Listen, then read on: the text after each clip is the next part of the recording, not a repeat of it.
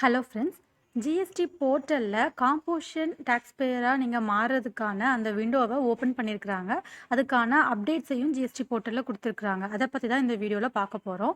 So நிறைய கேட்டகரிஸில் வந்து டேக்ஸ்பேயர்ஸ் இருக்காங்க. நார்மல் டேக்ஸ்பேயர், காம்போசிஷன் டேக்ஸ்பேயர், கேஷுவல் டேக்ஸ்பேயர்ஸ் அப்படின்னு அவங்க டேக்ஸ் பே பண்ணுறதை பொறுத்து நிறைய கேட்டகரிஸ் இருக்குது. ஃபஸ்ட்டு இதுக்கான டைம் லிமிட்டை பார்த்துடலாம்.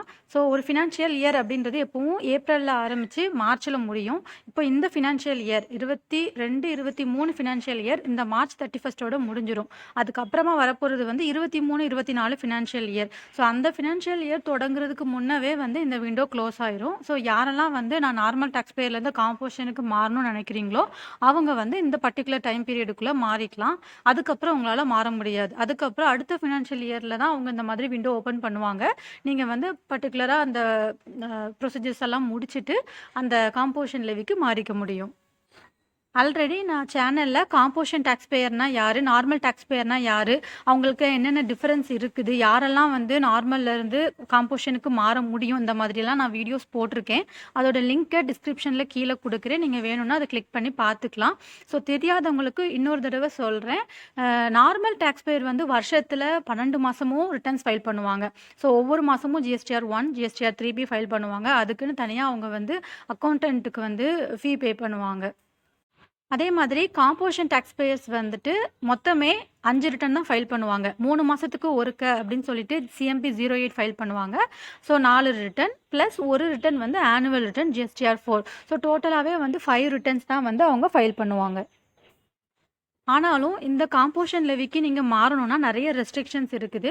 உங்களுக்கு வந்து ஆனுவல் டர்ன் ஓவர் வந்து இவ்வளோ தான் இருக்கணும், 1.5 crore சம்திங் தான் இருக்கணும் அப்படின்னு சொல்லியிருப்பாங்க. அதேமாதிரி இன்டர் ஸ்டேட்டுக்கு நீங்கள் வந்து பிஸ்னஸ் பண்ண முடியாது. இப்போ தமிழ்நாட்டிலேருந்து நீங்கள் பிஸ்னஸ் பண்ணுறீங்க, தமிழ்நாடு ரிஜிஸ்ட்ரேஷன் எடுத்திருக்கீங்கன்னா தமிழ்நாட்டுக்குள்ளே மட்டும் தான் நீங்கள் வந்து பிஸ்னஸ் பண்ணணும். அதை தாண்டி நீங்கள் வேறு எதுவும் சேல் பண்ணிங்கன்னா அதுவும் பண்ணக்கூடாது. ஸோ நீங்கள் வந்து காம்போசிஷன் லெவியில் வர மாட்டீங்க. அதே மாதிரி கவர்மெண்ட் நோட்டிஃபை பண்ண குட்ஸை நீங்கள் சேல் பண்ணணும். அந்த கேட்டகரியில் வர்றவங்களா இருந்தால் மட்டும்தான் நீங்கள் காம்போசிஷன் ஸ்கீமுக்கு வந்து மாற முடியும். ஸோ இந்த டைமை யூஸ் பண்ணி நீங்கள் காம்போசிஷன் லெவிக்கு மாறணும்னா மாறிக்கலாம். பட் இப்போ சம்டைம்ஸ் நீங்கள் இந்த பர்டிகுலர் கேட்டகரியிலே வரல, ஆனால் நீங்கள் காம்போசிஷன் ஸ்கீமுக்கு மாறி இருக்கிறீங்க அப்படின்னா சிஸ்டம் சில டைம் அலோவ் பண்ணும். ஏன்னா அதுக்கு தெரியாது, நீங்கள் வந்து பர்டிகுலர் ப்ரொசீஜர்ஸ் எல்லாமே சப்மிட் பண்ணியிருப்பீங்க, அது காம்போசிஷன் லெவிக்கு நீங்கள் மாறிப்பீங்க.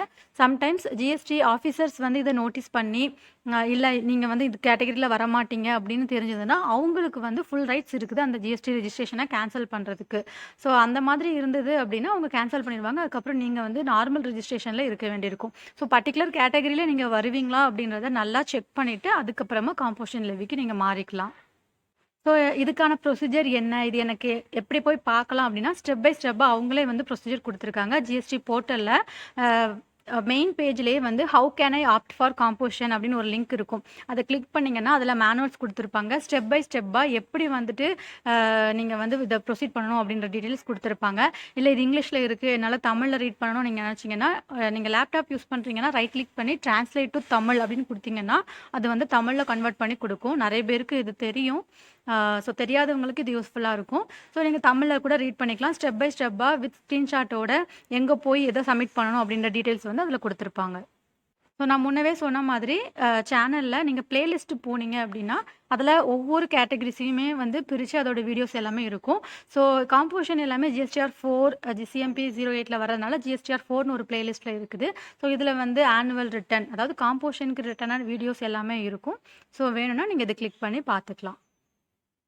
சேனலை இப்போ தான் ஃபஸ்ட் டைம் பார்க்குறீங்கன்னா மறக்காமல் சப்ஸ்கிரைப் பண்ணிடுங்க, பெல் ஐக்கானையும் கிளிக் பண்ணிடுங்க. டவுட்ஸ் எதுவும் இருந்துச்சுன்னா கமெண்ட் செக்ஷனில் கேளுங்க. தேங்க்யூ.